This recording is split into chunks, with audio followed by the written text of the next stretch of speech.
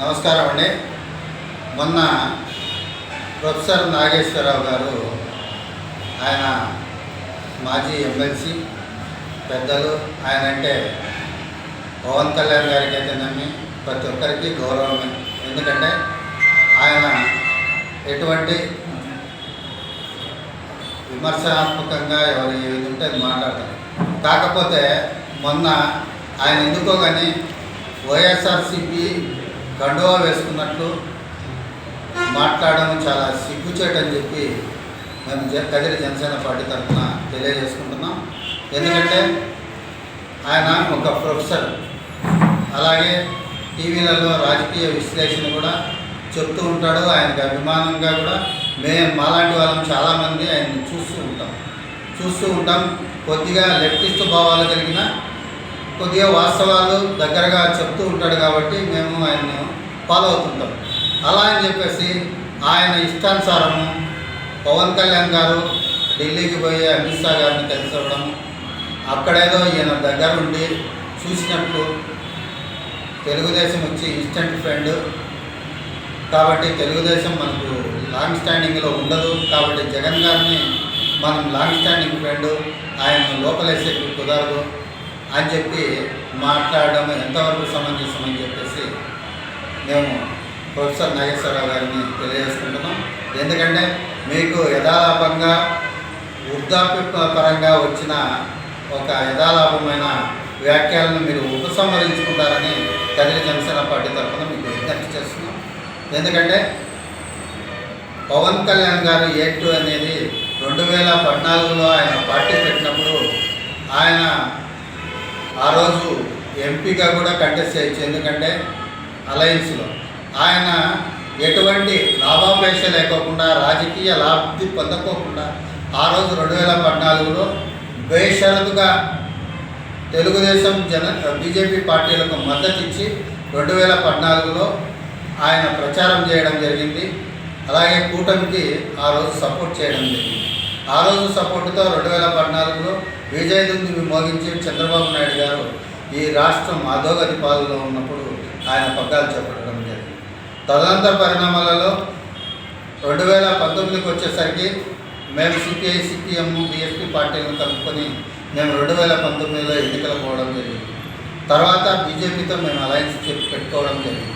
ఆ తర్వాత మేము ఇక్కడున్న అప్పటి వైఎస్ఆర్ ప్రభుత్వంలో ఆయన వైఎస్ జగన్మోహన్ రెడ్డి గారి నాయకత్వంలో ఉన్నటువంటి ప్రభుత్వం చేస్తున్న అరాచకాలను ఈ రాష్ట్ర అధోగతి పాలు చేయడం, అలాగే పరిశ్రమలను తరిమేయడం, ఈ రాష్ట్రాన్ని ఉద్యోగస్తులకు జీతాలు ఇవ్వలేని పరిస్థితికి తీసుకురావడం, ఇవన్నీ పరిస్థితులను గమనించి పవన్ కళ్యాణ్ గారు ఈయనను ఏ విధంగా ఇంటికి పంపించాలనే ఒక ఉద్దేశంతో, అలాగే ఈ రాష్ట్ర ప్రజలను ఆయన రాక్షస పాలన నుంచి బయటపడేయాలనే ఉద్దేశంతో ఎంతో ఇంకా కొన్ని సీట్లలో పోటీ చేయగలిగే సత్తా ఉండి కూడా ఆ రోజు ఎన్నిక తగ్గి 2024లో ఈ ప్రజల కోసం, ఈ ఆంధ్రప్రదేశ్ ప్రజల కోసం ఆయన తగ్గి ఆ రోజు సపోర్ట్ చేయడం జరిగింది.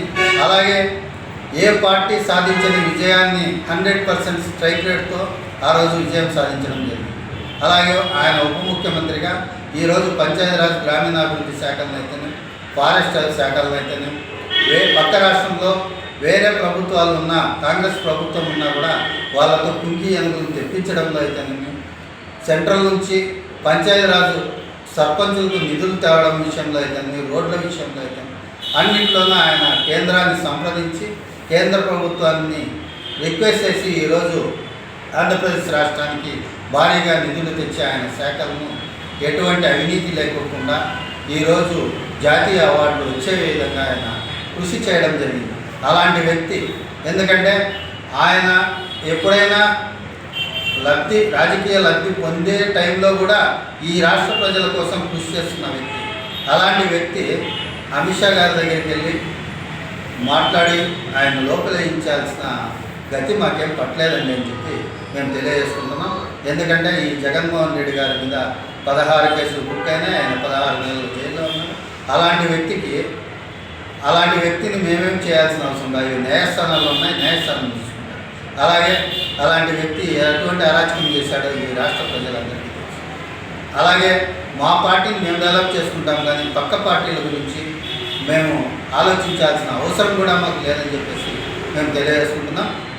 మరొక్కసారి ప్రొఫెసర్ నాగేశ్వరరావు గారు, మీరు పెద్దవారు, అన్నీ తెలిసిన వారు కాబట్టి మీ మాటలను వెనక్కి తీసుకోవాలని చెప్పేసి మేము తెలియజేసుకుంటాం. ఎందుకంటే వృద్ధాప్య దశలో ఏదో మాట జారింటారని చెప్పి మేము తెలియజేసుకుంటున్నాం. ఇప్పటికి కూడా మేము గౌరవంగానే మీకు చెప్తున్నాం. పదే పదే మా పార్టీ పైన విషయం చిమ్మితే చూస్తూ ఊరుకోమని చెప్పేసి కదిరి జనసేన పార్టీ తరఫున తెలియజేస్తున్నాం. నమస్కారం. ఈ మధ్యకాలంలో పొలిటికల్ విశ్లేషకులుగా స్వయం ప్రకటిత మేధావులు ఎక్కువయ్యారు. గతంలో ఈ మిడిమిడి జ్ఞానమైన మాటలు మాట్లాడుతూ గతంలో కత్తి మహేష్ కావచ్చు, మరి ప్రసాద్ అనే ఒక రాజకీయ విశ్లేషకుడు కావచ్చు, వాళ్ళ తర్వాత అటువంటి ప్రొఫెసర్ అనే ముసుగులో నోటికి వచ్చినట్లు రాజకీయ విశ్లేషణ చేస్తున్నటువంటి ప్రొఫెసర్ నాగేశ్వరరావు అనే వ్యక్తి ఒకసారి పునరాలోచన చేస్తున్నారు. ప్రొఫెసర్ అనే పదానికి ఇటువంటి మాటలు ఒక కలంకితం. ఎందుకంటే ప్రజానాయకుడికి ప్రజా కంటకుడికి ఎంతో తేడా ఉంటుంది. మా జనసేన పార్టీ అధినేత శ్రీ పవన్ కళ్యాణ్ గారికి గత వైఎస్ జగన్మోహన్ రెడ్డికి ఎంత తేడా ఉందంటే 36 కేసుల్లో అందులో A1 ముద్దాయిగా ఉన్నటువంటి జగన్మోహన్ రెడ్డి ఈరోజు కాకపోయినా రేపైనా జైలుకు వెళ్ళడం ఖాయం. జగన్మోహన్ రెడ్డి గతంలో ఢిల్లీ పర్యటన చేస్తున్నాడంటే అందులో తన కేసుల్ని మాఫీ చేయించుకోవడం కోసం కేంద్రంలో ఉన్నటువంటి పెద్దల కాళ్ళు పట్టుకునే రకం. కానీ పవన్ కళ్యాణ్ గారు అలా కాదు.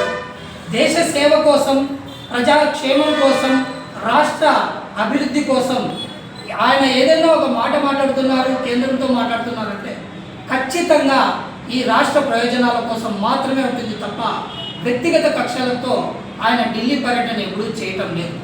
ఈ మధ్యకాలంలో ఎవరైతే ఈ ప్రొఫెసర్ అనే ఒక వ్యక్తి ఉన్నాడో ఆయన ఏదో అమిత్ షా గారికి, పవన్ కళ్యాణ్ గారికి జరిగిన ఒక సంభాషణని ఇతనేదో దగ్గరుండి మాట్లాడుతున్నట్లుగా, దగ్గరుండి విన్నట్లుగా మాట్లాడడం నిజంగా ఆయన విఘ్నతకు మేము వదిలేస్తున్నాం.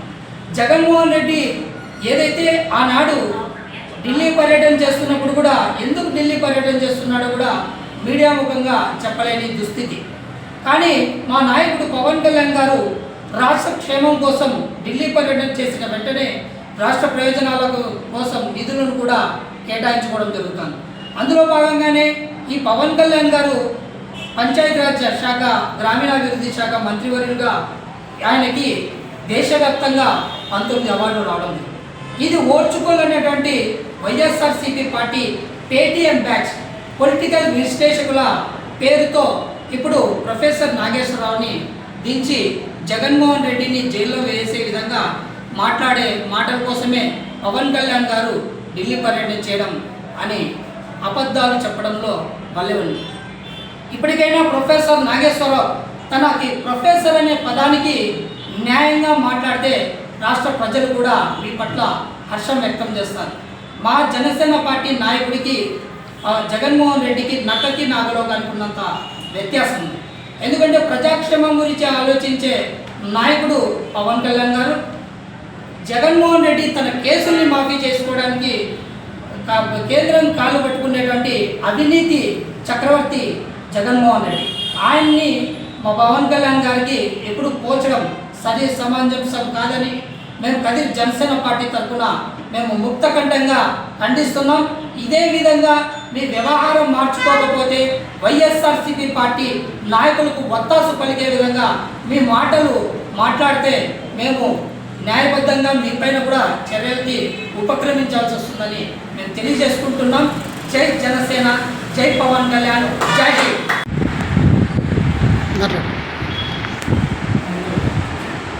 ఈరోజు జనసేన పార్టీ కార్యాలయంలో Janasena party Kadiri assembly incharge Bhairava Prasad గారి ఆధ్వర్యంలో ఈరోజు ఇక్కడ ఒక ప్రెస్ మీట్ ఏర్పాటు చేయడం జరిగింది.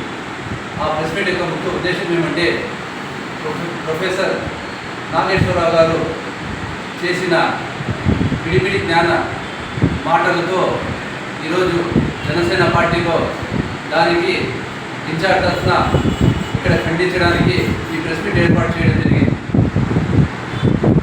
ప్రొఫెసర్ నాగేశ్వరరావు గారు, మీరు ఒక రాజకీయ విశ్లేషకులుగా ఇంతకుముందు జనాలు మిమ్మల్ని ఆదరించేవారు.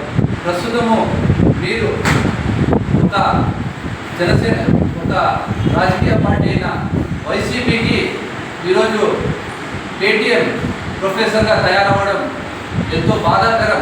ఎందుకంటే పవన్ కళ్యాణ్ యొక్క ఆలోచనలు, పవన్ కళ్యాణ్ యొక్క కార్యాచరణ, పవన్ కళ్యాణ్ యొక్క విజనరీ అన్నీ మీకు తెలిసి ఉండి కూడా ఈ మధ్య కాలంలో మీరు ఒక పేటీఎం ప్రొఫెసర్గా మారడం ఎంతో బాధాకరం.